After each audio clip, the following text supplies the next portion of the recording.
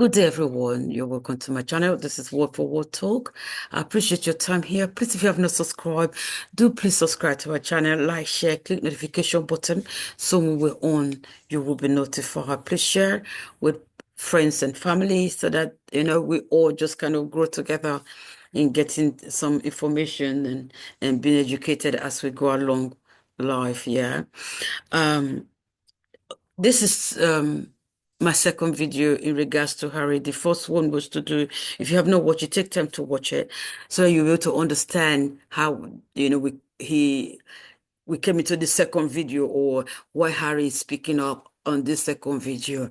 The first one was the appeal court. Reading out there are reasons why was denied the security, one of the highest security he wanted it to restore back, for him. So let's go to this particular interview after the decision. Harry feel um disappointed, you know. I just felt in my own way that he should have been given the security, especially for because of his wife and children. He wants to bring them to the UK. He wants them to get to know the family, you know. He wants them to be able to grow up with their cousins and nephews so that they have history with those people. Whenever he goes to the UK, they all go together. They can meet with all their aunties and uncles and extended family, and they come back to their base. And that's not going to happen as it's looking. I pray, because all he wanted was the security so that he know, because Harry's bodyguards, his own private bodyguards, can't carry gun in the UK. You might say, well, he traveled to other countries. Why can't he bring them? Or he traveled to other countries. I think some of them, the wife has traveled with him. Other countries might not have that law that they can't carry gun. His bodyguard can carry gun. One, two.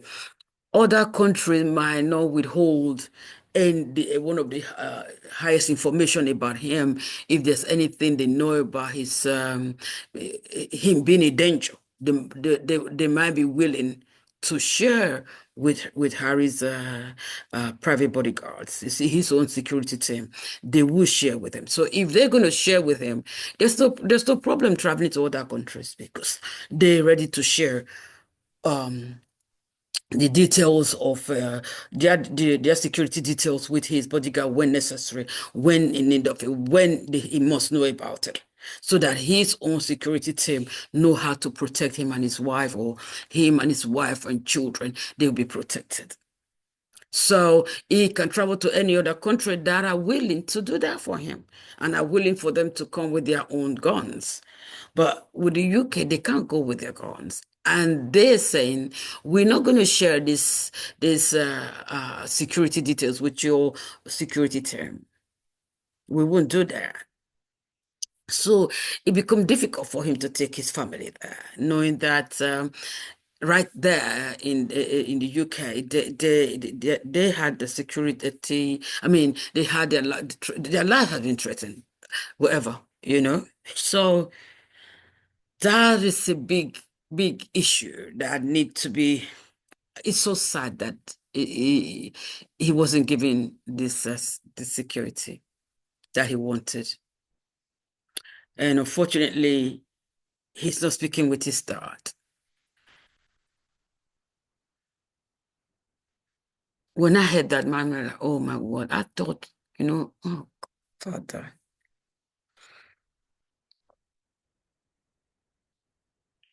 it's tough. He has been wanting the reconciliation. When he wrote Spare and he was interviewed, he wants reconciliation. He wants people to own up to their own part of the problem, or where they failed him, or where they failed his wife, or whatever. He want everyone to own up. He want to own up, and everybody own up to, he want them to own up to their own part of doing the wrong thing, or what he thought they would have done that wasn't done. He wants them to own up. That's part of reconciliation. That's part of reconciliation. I know in some cases, some people, if they don't want to go into the depths and dig the depths out because they just want to move on. Sweep it under the carpet. Let's move on from here. Forget yesterday, 3 days ago. Forget last year. Forget all the pain that I've endured. In a relationship. I'm just talking generally now in my relationship, and let's move on. Don't talk about those stuff. Deal with it with yourself and move on. And we ain't going to talk about all of that. Some people are like that. Either it's pride or it's shame, or they feel so they feel so um humiliated within them that they did this, or they feel, oh, if I apologize like this, or if I own up to my own wrong, then I bring myself to this low part. I bring myself so low. Because of that, I'm not gonna do it. Yeah, because it make me feel unimportant. Whereas if you do it, you really lift up yourself. You really are admired because you've done the right thing. You've done what should be done because you want reconciliation, you want peace, you know. So some people are not like that. Some people want to move on. They just, I've encountered people like that, or a person like that. A person, let me say person. We're not going to talk about it. Let's move on to the next chapter. Let's think, okay, I was hurt in the previous chapter. So why don't you want us to discuss this particular chapter so that we're able to move on, so that next time you don't repeat the same thing? If you think the best way to deal with this is to move on, and you have not acknowledged what you've done wrong, and you have not decided, okay, we're not going to go that way. Okay, I hear your part. Okay, I was not happy with you too because you did this. I say, okay, I own that. Okay, I'll work on that so that we don't repeat. We don't repeat it next time. If we don't do that, guess what happened? It will repeat itself again, or maybe even worse. They say, well, you didn't do anything in the first one. You accepted it, so why are you complaining now? So I see his point. But anyway, listen to what he has to say. And Terry, thank you for speaking with the BBC just as the court decision is out, which obviously didn't go in your favor. I want to start by asking what this means now for your family. Will you no longer take your children back to the UK? I think it's probably too soon to tell and too soon to say. But obviously, pretty gutted about the decision. We thought it was going to go our way, but it certainly is proven that there was no way to win this through the courts. Wish someone had told me that beforehand. Yeah, the decision has been a surprise as well as not a surprise. For the time being, it's impossible for me to take my family back to the UK safely. You're obviously very deeply affected by this. What memories, experiences had you hoped your children, Archie and Lilibet, would have had that you think they won't be able to now with this decision? Well, for a start, the only time that I've come back to the UK is sadly for funerals or court cases, with the odd charitable function where I can in between that. I put myself at risk for that, but I will continue on with a life of public service, so I will always support the charities and the people that mean so much to me. I can't see a world in which I would be bringing my wife and children back to the UK at this point. And the things that they're going to miss is, well, everything. I love my country. I always have done, despite what some people in that country have done. I miss the UK. I miss parts of the UK, of course I do. And I think that it's really quite sad that I won't be able to show, my children my homeland. And as you say, you've gone back several times during this years-long battle. What about the security arrangements that were in place made you feel it would be unsafe for you and your family? Um, there's only so much that I can say because of the redaction process and the national security matters at hand, but everything. Because in 2020, beginning of 2020, I was scored the highest as far as risk was concerned, and then overnight I was reduced to the lowest without actually going through the risk management board. So one does question how that is even possible, and also the motive behind that at the time. And that was in 2020. And as hard as it is to appreciate or understand why the decision was made the way that it was in 2020, the hardest thing for me has been the fix of that decision for the last 5 years. The fact that I still haven't had a risk management board assessment done for me over the last 5 years. Everybody else within this group of people get it at the minimum once a year. So again, I would not have taken this far if I didn't have compelling evidence of facts that that reveal why the decision was made. And I'm sitting here today talking to you, where we've lost the appeal, but the other side have won in keeping me unsafe. So again, there's a lot of question marks that a lot of people will have. I have all of the truth. I have all of the knowledge now throughout the legal process. I've uncovered my worst fears. And to now know today, based on this judgment, that there was no legal framework that constrains the decisions of this body, RAVEC, of which the royal household sit on. And I didn't know that until this legal process in 2021. One of the first things my lawyer said to me was, as disclosure started, or as this process started, she turned around and said, "Did you know that the royal household sat on RAVEC?" And my jaw hit the floor.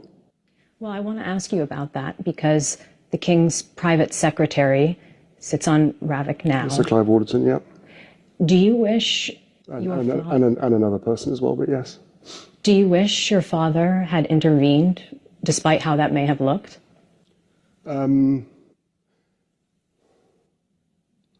never asked him to intervene. I've asked him to step out of the way and let the experts do their job. This RAVEC committee is an expert committee full of professionals, plus the royal household. And the royal household don't have any role on the RAVEC committee, other than the helping influence the decisions based on members of the royal family.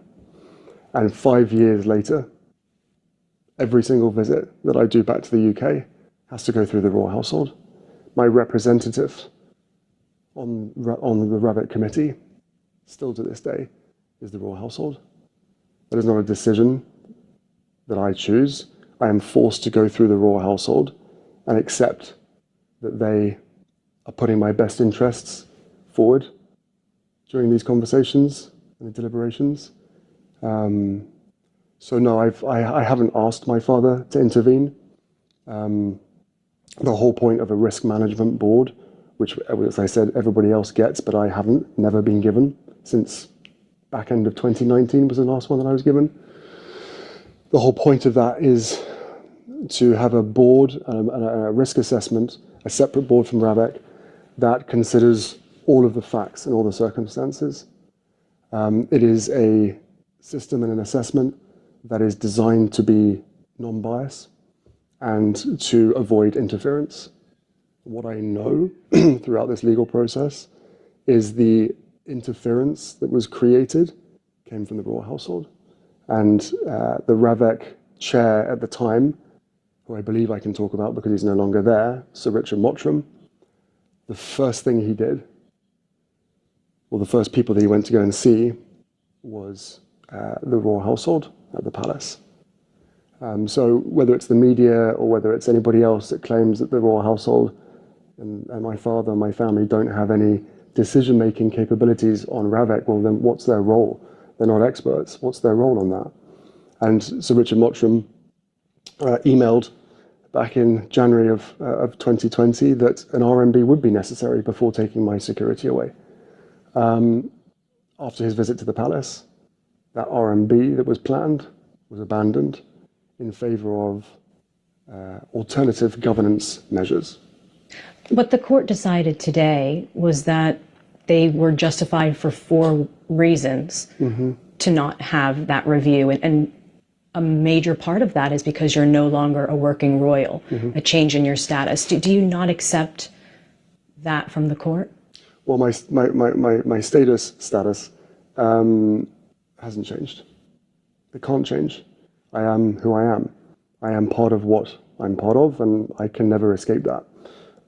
My circumstances will always be the same.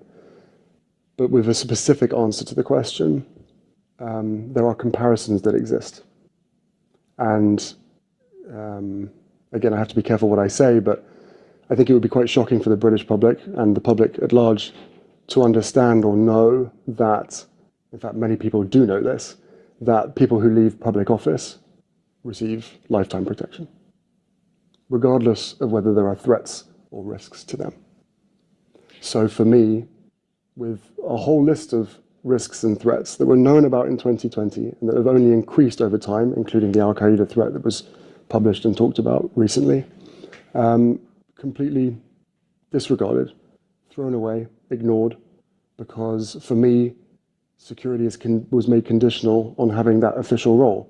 That role that everybody knows, that myself and my wife wish to carry on, but was stopped from being able to do that back in 2020.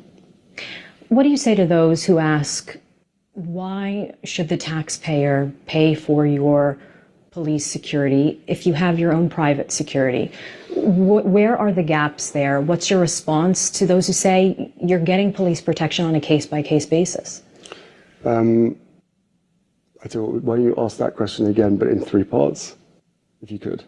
Because you just put 3 very, very important questions together. Sure. And I cannot possibly answer all 3 of them at the same time. Sure. What do you say to those who ask why the UK taxpayer should pay for police security? You have your own private security. Well, first off, private security can only do so much. Again, I can't go into the details of that, but I think most people will be able to work that out.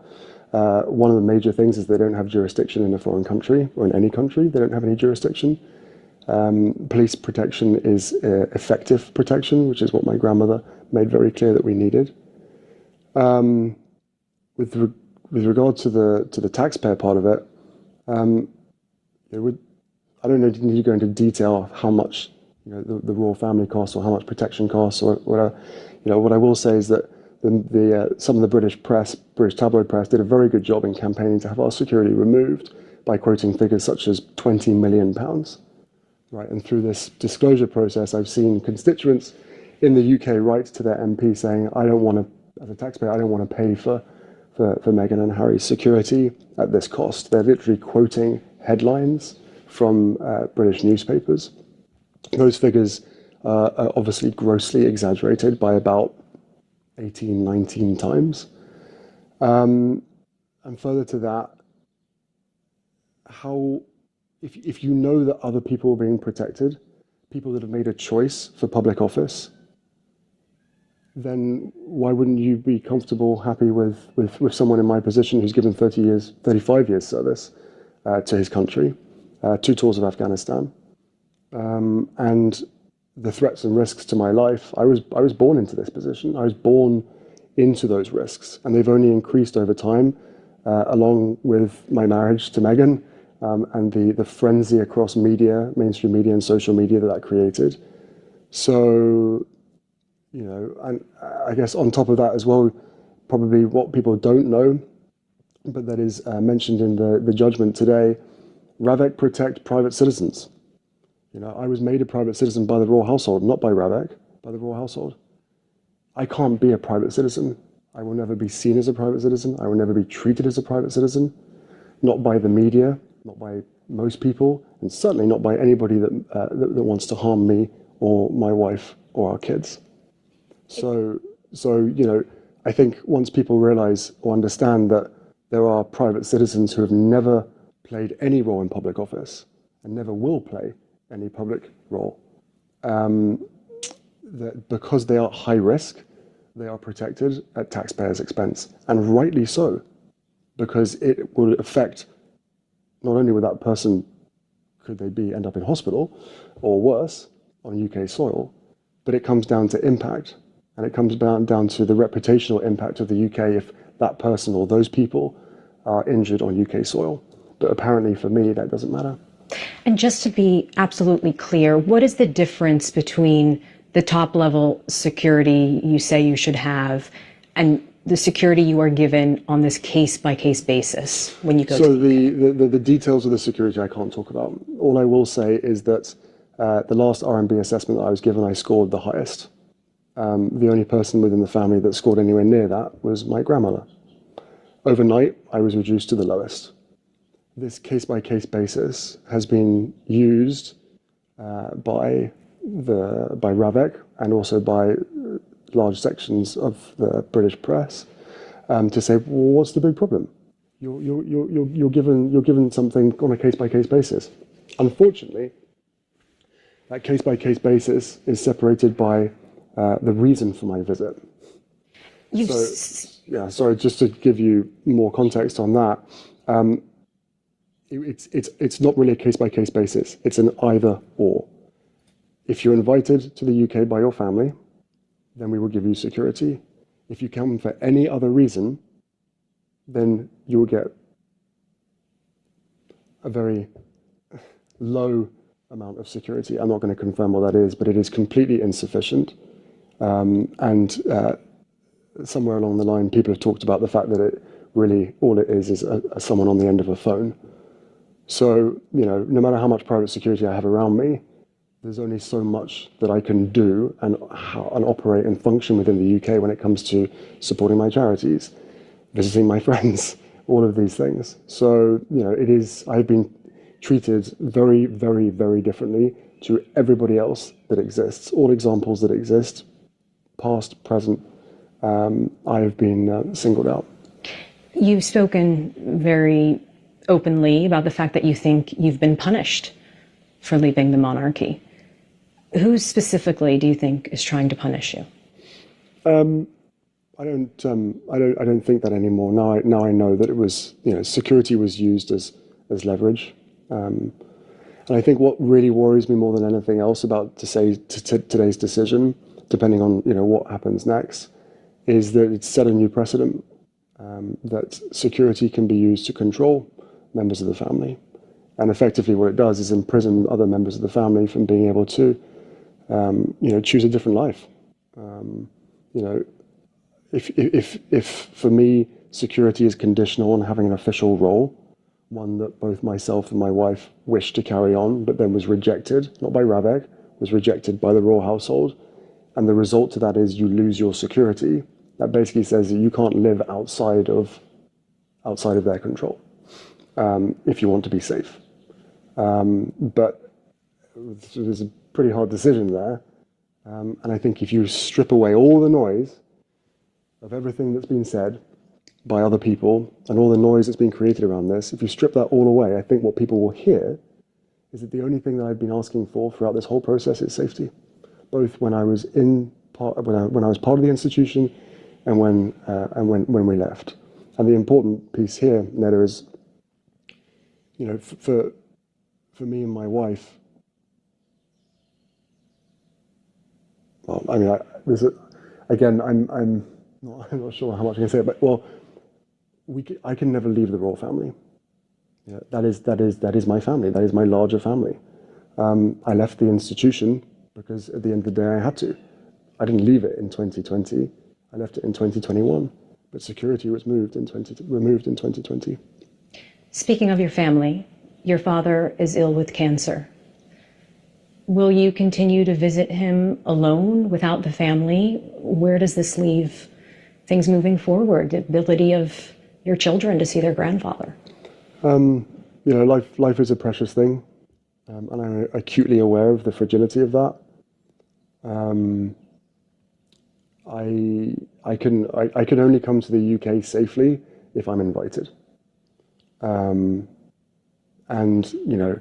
there is a lot of control and ability in my father's hands. ultimately this whole thing could be resolved through him, not necessarily by intervening, but by stepping aside, allowing the experts to do what is necessary and to carry out an RMB. That said, there is this all was initiated under a previous government, and there is now a new government. I have had it described to me once people knew about the facts that this is an good old-fashioned establishment stitch-up, and that's what it feels like. So should Keir Starmer step in? I think that, based on the judgment that the court has put out today, it clearly states that RAVEC aren't constrained by law. Again, I wish somebody had said that from the beginning. If they're not constrained by law, then this decision was made by the royal prerogative, which means that on national security matters, my case, which the other side have used national security exclusions and excuses to withhold certain information from me, restrict me from being able to speak about certain things to the public, that this national security matter is not bound by any law, and that RAVEC can abandon the very processes, the very expert processes that exist to protect individuals and the people around them, as well as the decision makers themselves, from liability if anything should happen. So, I would ask the Prime Minister to step in. I would ask Yvette Cooper, the Home Secretary, to look at this very, very carefully, and I would ask her to review RAVEC and its members, because if it is an expert body, then what is the royal household's role there if it isn't to influence and decide what they want for the members of their household? Do you want the court battle to continue? Do you want to try to see this get to the Supreme Court? I don't want any battles to continue. There is way too much suffering and way too much conflict in the world. At the heart of it is a family dispute. And it makes me really, really sad that we're sitting here today, 5 years later, where a decision that was made, most likely, in fact, I know, to keep us under the roof. But then once you realize that that wasn't going to work, once they realized that, myself, my wife, and our kids are happier outside of the institution, then please just look at the facts. Look at the risks, look at the threat, look at the impact that if anything was to happen to me, my wife, or my father's grandchildren, if anything was to happen to them, look where the responsibility lies. So there's a duty of care that has been completely thrown out the window, and that doesn't feel great. Whether we agree or disagree, and there's a lot we agree on, there's a lot that we disagree on. But that aside, where is the duty of care? Because, as I said, life is precious, and it is very clear that from 2020, because I was no longer allowed an official role, and because I decided to remove myself eventually from the institution, that my life got devalued from the highest score to the lowest score overnight. And how does that make you feel, given you have expressed numerous times that you do not want history to repeat itself? I don't want history to repeat itself. I think there's a lot of other people out there, the majority, they also don't want history to repeat itself. Through the disclosure process, I've discovered that some people want history to repeat itself, which is pretty dark. That's quite a statement. Who do you think that is? I'm not going to share it at this point. I know all the names of the people that were involved in this process. And again, you have to question, why wasn't I put through the same risk management board that everybody else was put through, including members of my family? And you reject it not because you're no longer a working royal. Sorry? And you reject that it has nothing to do with the fact that you're no longer a working royal. Whether I have an official role or not is irrelevant to the security needs that I would need. Let me rephrase that. Whether I have an official role or not is irrelevant to the threats, risks, and impact on the reputation of the UK if something was to happen. And again, that is proven by all of the examples that exist out there. So for me, having an official role was conditional on keeping security. But for everybody else, people who have chosen this life to enter into public office and then leave get it for life, regardless of whether they have risk or threat to their name. And by the way, I agree with that. I think that is absolutely the right thing to do. That if you come in and you serve your country, even if it's a minimum of 4 years, that you get the protection that you require because of your public service. I was born into this position. It wasn't a choice. I've served my country for 35 years. I believe that I am still continuing to serve my country. Public service is my life. That is the dedication that will never change. And then all the other bits and pieces that are added to that. There are very, very real threats that exist out there. Some that are known about, some that have been withheld. And for people in power and responsibility of decisions to know that those threats and risks exist, but to turn around and say, well, because you don't have an official role, your life doesn't actually matter anymore. Well, you can imagine how I feel about that, but you can also imagine, not even imagine, that is the most illogical argument in the history of arguments. And finally, just because you mentioned, your connection to your country, your public service, after this years-long battle, do you think your relationship has changed with the UK? Do you feel let down by your country? That's a big question. At this point, I'm feeling very let down. It's the minority of people, especially those that read the tabloids and the press themselves. The press themselves have incited so much hatred towards myself, my wife, and even our children, that's hard to forgive. There are decisions that have been made. There are things that have happened since 2016, especially throughout my whole life. But let's just stick since 2016. There are things that have happened that I can now forgive. I've moved past that. I can forgive my family's involvement, my father, my brother, and my stepmother. I can forgive the press to a large extent as well for so many things that have happened. What I'm struggling to forgive, and what I will probably always struggle to forgive, is that a decision that was made in 2020 that affects my every single day, and that is knowingly putting me and my family in harm's way. Everybody knew that they were putting us at risk in 2020, and they hoped that me knowing that risk would force us to come back. But then when you realize that that didn't work, do you not want to just keep us safe? Whether you're the government, whether you're the royal household, whether you're my dad, my family, despite all of our differences, do you not want to just ensure our safety? And I'm calling for, the Home Secretary and the government to do a review of RAVEC. And I'm also asking for an R&B assessment that I haven't received since 2019. Just because you spoke there about forgiveness, it sounds like the last step to repairing relations with your family is the security issue, by what you said there. 100%. Whatever noise has been created, whatever stories have been written, this has always been the sticking point. And, put yourself in my shoes. If you step back to try to create a different role, the same official role, but a different working relationship with the institution that you were born into for the sake of your wife and your own mental health and your child, which now, of course, a lot more has come out because I felt as though it needed to come out. The other side of the story needed to be told. God forbid anything should happen. And I don't regret that at all. But 2020, when that decision happened, I couldn't believe it.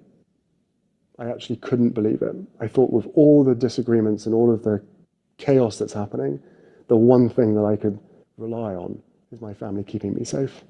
And not only did they decide to remove my security in the UK, but they also signaled to every single government around the world not to protect us. How are you feeling about this decision? Because Clearly, you have two children, Archie, Lilibet. They're not able to see their grandfather, their uncle, their cousins in a way that you feel is safe for them. So what's your feelings kind of moving forward? Is there any way that this could be resolved? Um, the only, I mean, firstly, yeah, no, I'm devastated. Um, Not so much as devastated as with the loss that I am about the people behind the decision, feeling as though this is okay. You know, I don't. Is it a win for them? Is it a win that that I don't get the protection that the threats and risks and impact say that I should? I would hope they wouldn't consider it a win. I'm sure there's some people out there, probably the most likely the people that wish me harm, consider this a huge win. But you know, this is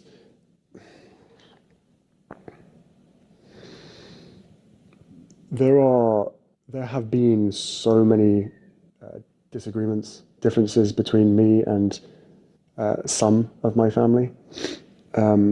This current situation that has been on now ongoing for 5 years with regard to human life and safety is the sticking point. It is the only thing that's left. Of course, some members of my family will never forgive me for writing a book. Of course, they will never forgive me for lots of things. But you know, there is. I would love reconciliation with my family. There's no point in continuing to fight anymore. As I said, life is precious. I don't know how much longer my father has. You know, he, he won't speak to me because of this security stuff. But it would be nice to reconcile. As I learned through the First Nations throughout Canada, because of the Invictus Games, their goal in life was always truth and reconciliation. And I turned around to them in many conversations and I said, right, but reconciliation can't come without truth. Well, I've now found out the truth. I've shared some of it with you today. A lot of it exists out there, whether people choose to ignore it or not. You know, so it would be nice to have that reconciliation part now. If they don't want that, that's entirely up to them. And now that this court battle is over, do you feel you will be able to approach your father and speak about some of those issues? I mean, no, I don't think he would ever want to talk about it. I think he would just push it aside, and the argument will continue to be this is a government decision. It may well be a government decision, but how did they reach that decision? You know, when the Rabbit Chair, the first place that they went to was the palace to understand what it is that the royal household or what the royal family want for me. I've never ever been allowed or offered to make my own representations. Not in 2020 and not for the last 5 years. And the new Ravet chair continues to avoid answering some very specific questions that I have. And one of your previous questions that I think is really important is this case by case basis. For me, and only me, there has to be a royal obligation in order to receive protection on UK soil. And I think that speaks volumes. I hope you learned a lot from some of the things we didn't know in the past and some of the things that have took place. I hope you got some new, or something just remind you of some of the things you've heard regarding Harry and his family and all of this that has been going on. Um, One thing I want to say, I know some people might think, oh well, something about his dad, maybe because he said he doesn't know how long the dad has. And some people are thinking, oh, maybe you heard this from from the royal household, and then you are bringing it to the public. I just felt because of the type of illness. So some people always say, oh, they have already decided this is what's going to happen. Uh, in my own view, I just feel he's hurting. He's really, really, I think this actually just broke him more than ever before because he thought he was going to get at least the security. He hoped to take his children home, maybe to see his dad and all of that. Now they just shut that door. Um, I pray he's able to add more security and try and take them there. That's my own thought here, you know. Then you wonder if Harry has married somebody else that they approve of, that they're happy with, and they took this decision, would they have, would, withdraw this security? Because remember, they had said they wanted to go to one of the Commonwealth countries and work from there, and they were not allowed to do so. The problem actually came to the peak when when they came back from excuse me about that, when they came back from like one of those trips they took. I think it was one of the Caribbean countries, and they were really welcome. It was like, oh wow, they loved them. They love Harry and Meghan, and people just felt. Some people actually voiced it in their platform, like, oh wow, they're taking the position of Williams and Kate. That's where all this started from. You know, they they cannot be who they are. Or they liked. It's just a gift from God to them. You know, they can't stop that. And then they cannot stay indoors and not go out or go to the duties, and then it's a problem if they go out. It's a problem they said we don't want to do it, or we want to scale down so that we're not taking the limelight from those you want the light to shine on. It's just a situation that that is beyond their own control. If you are loved by people, like it's what you're doing. Because the people that like them around the world, it's not because they went to live in their house and help them, or most of them have never set their eyes on them in real life. They just been loved.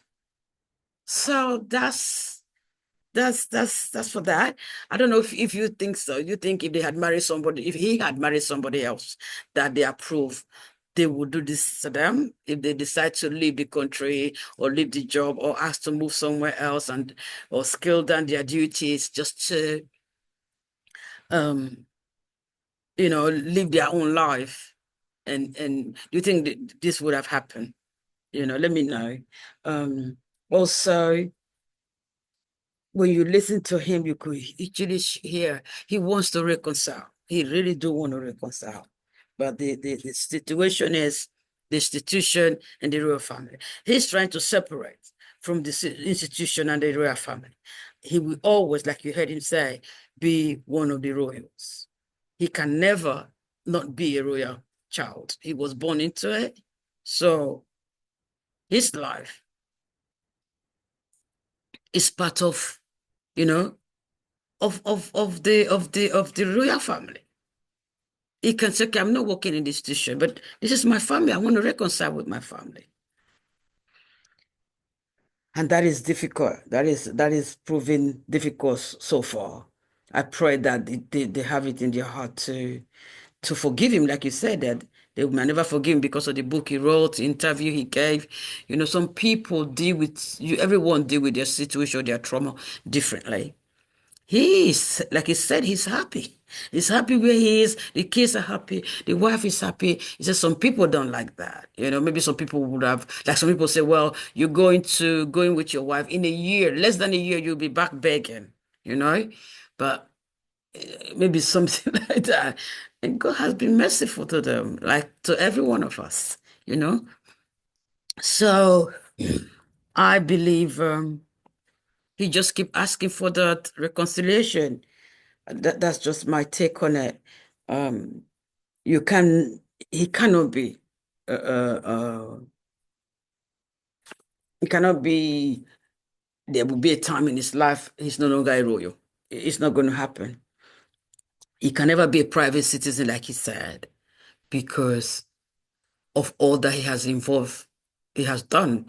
35 years in the military, going to Afghanistan twice or so, and serving in the royal family, all of that they do around, and all of, he can never be.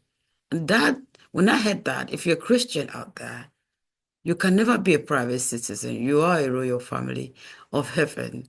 You're an ambassador, if you want to put it on that line. But the Bible says we're a royal priesthood, a peculiar people, and a holy nation. You have to also, and we have to keep reminding ourselves we ain't private citizens.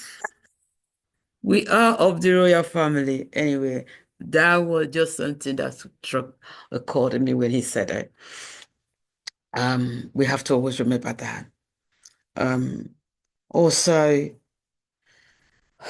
Archie and Lilibet, they just need to be able to visit UK.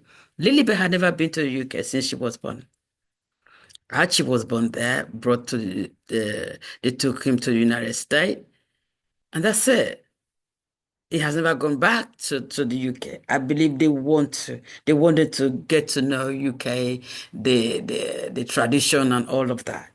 It would be nice for them to be able to go back home, especially when they're having this big stuff that they do as a royal family. There's something that was said. If the royal family invites him, they will be able to put all the necessary protection, the highest protection, because he said his protection was higher than his grandmother. So they were able to reinstate that protection for him if he's invited to the UK. That like, huh? You know, how do you do that? If you're not able to interfere now or ask the government to reinstate that protection, how suddenly when you invite him, they get that protection, you know? I mean, they get that protection. They're not going to be working. They just invite you maybe for Christmas or for some, family gathering. They be able to reinstate that protection. But when he's visiting for charity or stuff or visit friends or they can that won't be done for him. So which means they have the power to ask the government to reinstate that protection for him. Just a phone call will do it. I just pray that the Lord touch the heart of his father or whoever has the power to get this done so that they do it, so that they're able to come together, they're able to get together. Harry, I would say here, you must forgive them. You must forgive. I know you say you're forgiving a lot. Yes.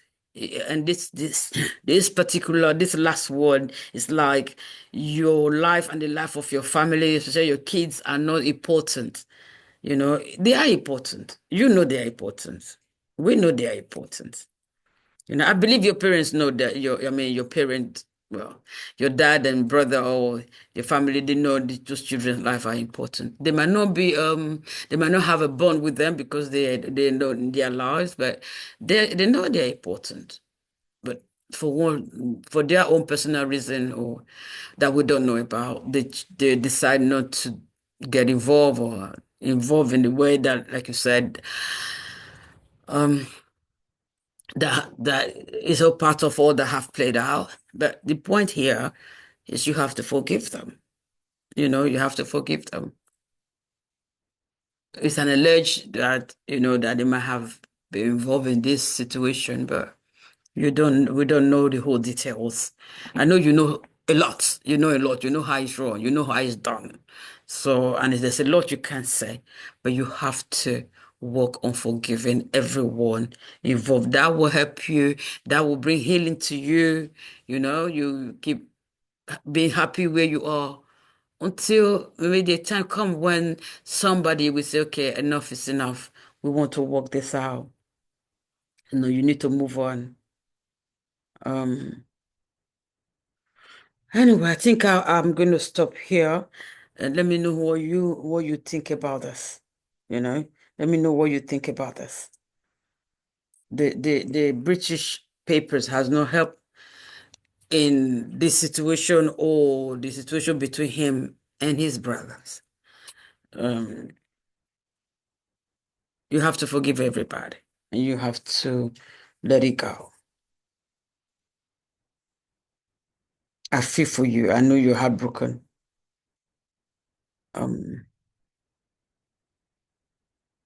you're heartbroken because of all that has gone on, all that you have to deal with over the years, or maybe since you were born or since your mother passed, you have to deal with the Lord mentally, emotionally, and otherwise. But you're a strong person. You're strong. You're really, really, really strong, and you're bold. And I like that. People appreciate you all over the world. You know, I do feel for you. Um, some of the things you wanted or you asked for is not yet given, but don't give up. Anything can be done. God can change any situation at any time. Okay, Harry and Megan and the family, you trust the Lord Jesus, and He's able to do all things. Thank you so much for watching. If you have not subscribed, please subscribe, like, share, click notification button so when we're on, you'll be notified. Let me know what you think about this situation or your take on it. Thank you, and I'll see you next time. You are loved always.